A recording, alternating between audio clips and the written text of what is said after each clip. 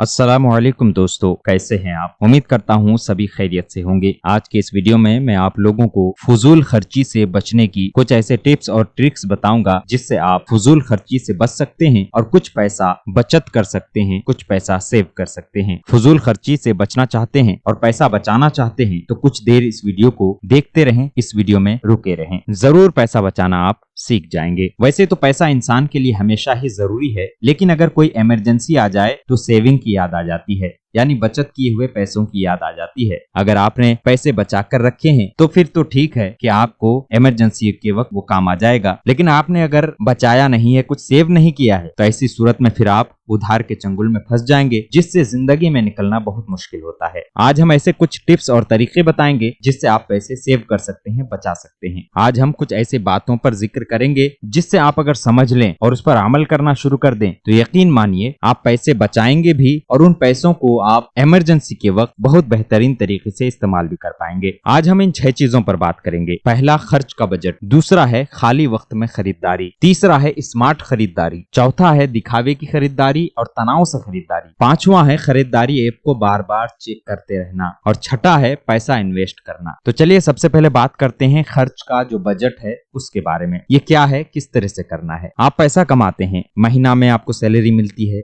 या हफ्ते को सैलरी मिलती है या आपको डेली सैलरी मिलती है। आप जॉब करते हैं तो महीने में मिलेगा, किसी कंपनी या फैक्ट्री में काम करते हैं तो हो सकता है हफ्ते में आपको सैलरी मिल जाए। आप मजदूरी करते हैं या फिर कोई दुकान चलाते हैं या कोई और काम करते हैं तो आपको डेली के भी इनकम हो सकते हैं। तो अब खर्च का जो बजट है उसको कैसे बनाएंगे वो पूरा तरीका समझिए। आपने जितना इनकम किया है, मिसाल के तौर पर आपने डेली के 500 रुपए कमाए हैं, तो 500 रुपए को एक जगह रखें और पूरे दिन में कितना खर्च हो सकता है उसको एक कागज पर लिखें। घर के जरूरी सामान, राशन वगैरह, बच्चों का खर्च, अपना और अपने वाइफ का खर्च, सबको जोड़ें। मिसाल के तौर पर आप 500 रुपए कमाते हैं डेली के, 50 रुपए अपने बच्चों पर खर्च करते हैं, 100 रुपए राशन वगैरह में खर्च कर दिया आपने, 50 रुपए अपना और 50 रुपए अपने वाइफ का आपने खर्च किया और 50 रुपए एक्स्ट्रा और जोड़ लीजिए खर्च में, तो टोटल 300 रुपए आपके खर्च हो गए। ये आपने बजट बनाया कि मेरा 300 रुपए डेली का खर्च होगा और आपके पास 200 रुपए बच गए हैं। ये 200 रुपए आपकी बचत है, सेविंग है। महीने में 30 दिन होते हैं, अगर आपने सिर्फ 25 दिन भी महीने में काम किया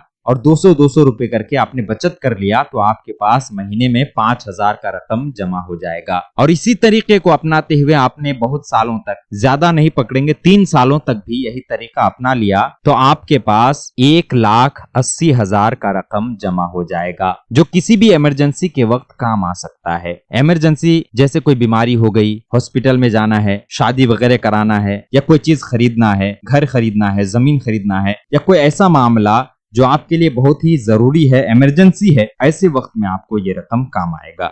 हमने तो ये समझ लिया कि हम खर्च का बजट कैसे निकाल सकते हैं और उससे कुछ पैसे कैसे सेव और कैसे बचा सकते हैं। अब जानते हैं कि खाली वक्त में खरीदारी कैसे करनी है। ये दूसरा फॉर्मूला है, दूसरा तरीका है पैसे बचाने का। खाली वक्त में, जैसे महीने में 30 दिन होते हैं, आप 25 दिन काम करते हैं, 5 दिन खाली बैठे रहते हैं। इन 5 दिनों में से 3 दिन छोड़ दीजिए, यानी अपने परिवार के साथ घूमना फिरना, ये करना वो करना, ये सब में 3 दिन चला गया, लेकिन अभी भी आपके पास 2 दिन बाकी है। ये 2 दिन आप खाली हैं, आपका दिमाग खाली है, हर तरह से आप खाली हैं, तो आप इन्हीं 2 दिन में बाजार जाएं और खरीदारी करें। इसका फायदा ये होगा कि आप जब खाली रहेंगे, आपका दिमाग खाली रहेगा, आप बाजार में वही चीजें खरीदेंगे जिनकी आपको जरूरत है, यानी बेजरूर चीजें और फजूल चीजें आप नहीं खरीदेंगे। तो दिमाग को शांत करके 1-2 दिन महीने में निकाल करके खरीदारी करें और जब आपका दिमाग पूरी तरीके से शांत हो, पूरी तरीके से आप फ्री हो, उस वक्त ही खरीदारी के लिए जाएं, ताकि वो चीजें आप खरीदें जिसकी आपको जरूरत हो, वो चीजें ना खरीदें जिसकी आपको जरूरत ना हो। अब तीसरा जो तरीका है वो है स्मार्ट खरीदारी, यानी दिमाग की खरीदारी। खरीदारी के लिए मार्केट निकलते वक्त जितने भी सामान की जरूरत है एक कागज पर लिख लें, ताकि मार्केट में गैर जरूरी सामान ना खरीदना पड़ जाए। और जो चीजें कुछ दिनों तक स्टोर करके रखा जाता है, जैसे तेल, मसाला, साबुन, आलू, प्याज, ऐसी चीजें जो कुछ दिनों तक खराब नहीं होती बल्कि कुछ दिनों तक वो सही सलामत रह जाता है, उसको स्टोर करके रखा जा सकता है, तो ऐसी चीज को होलसेल रेट में 1 हफ्ता या 15 दिन या 1 महीना के लिए पूरे खरीद लें। ज्यादा खरीदेंगे तो आपको होलसेल रेट में मिल जाएगा। होलसेल रेट में आपको कीमत कम देना होगा, कम अदा करना होगा और इसमें भी आपके पैसे बचते हुए आपको नजर आएंगे। जो पैसे बच जाए उसको संभाल कर रख लें। जब भी आप मार्केट जाएं तो मार्केट को सही तरीके से समझें समझें फिर खरीदारी करें। ऐसा ना हो कि एक दुकान में आपने देख लिया, बस उसी में आपने सामान ले लिया, बल्कि मार्केट को जांच करें, एक दो दुकानों में देखें, उसके बाद ही सामान खरीदें। जहां पर आपको सस्ते दाम पर अच्छी चीजें मिल जाए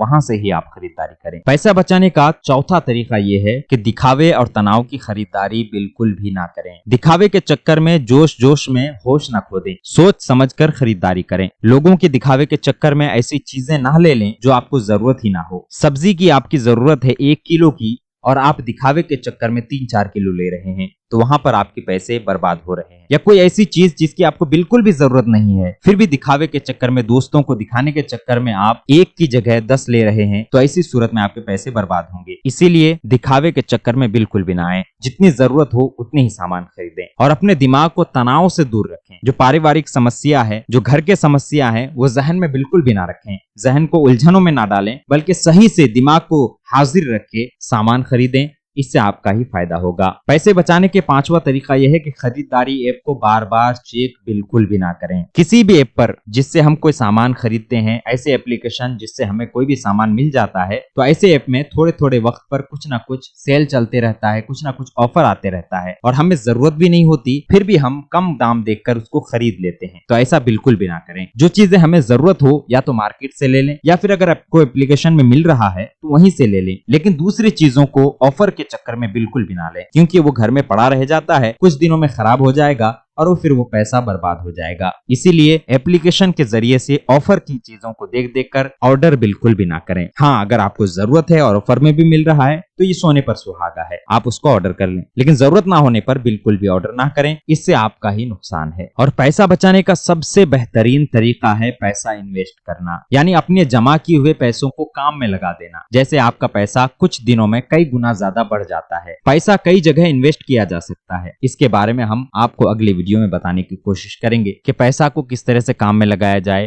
किस तरह से इन्वेस्ट किया जाए, कौन सा सही तरीका है इन्वेस्ट करने का। ये तमाम चीजें हम अगले वीडियो में बताने की भरपूर कोशिश करेंगे। तो ये चीजें थी कुछ पैसा बचाने की, जिससे आप अगर समझ लें और इस तरीके को अमल कर लें तो जरूर भी जरूर आपके पैसे बचेंगे भी और इमरजेंसी के वक्त आपके पैसे आपके काम भी आएंगे। तो इजाजत दीजिए अगले ऐसे ही वीडियो के लिए, तब तक के लिए खुदा हाफिज।